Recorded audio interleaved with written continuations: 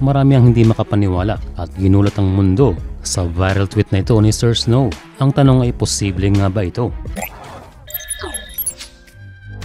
Hindi tayo magtataka kung magkakaroon ng interest sa former Gilas at ang Ateneo mentor na si Coach Tab Baldwin.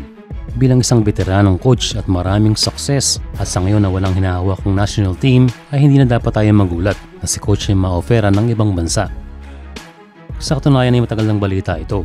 Naging article na ito ni Sir Homer Sison at nirepost pa ng isang Indonesian sports website. Kaya kung sakali ay hindi tatanggihan niya ng Indonesia dahil na din sa ganda na kanyang nagawa sa Philippine basketball.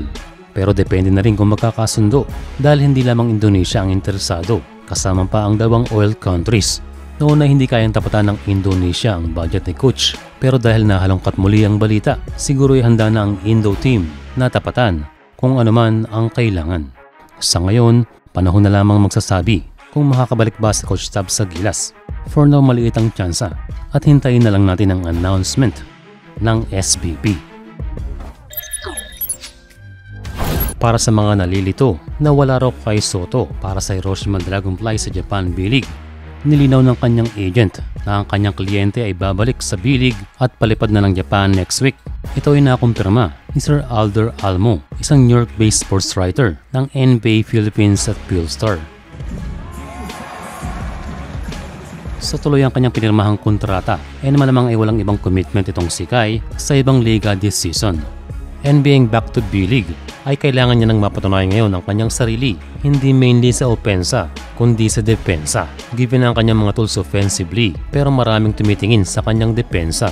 Sa pagbubukas ng season ay napakaraming games na para i-showcase ang talento. Kailangan makita ang improvement na mas better pa last season.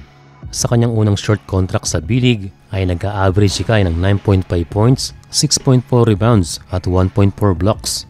Ngayong season ay kailangan niya ng more rebounds at improved na blocks per game. Kailangan maipakita ni Kai na siya isang effective na player. Maganda sana mag-dominate pero mahirap gawin dahil sa kompetisyon sa center spot.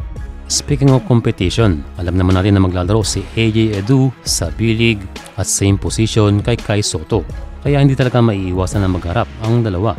Sa ngayon na nabubuhay muli ang NBA dream ni AJ Edu, ay expected na siya ay magbibigay ng magandang performance sa kanyang first season sa Japan.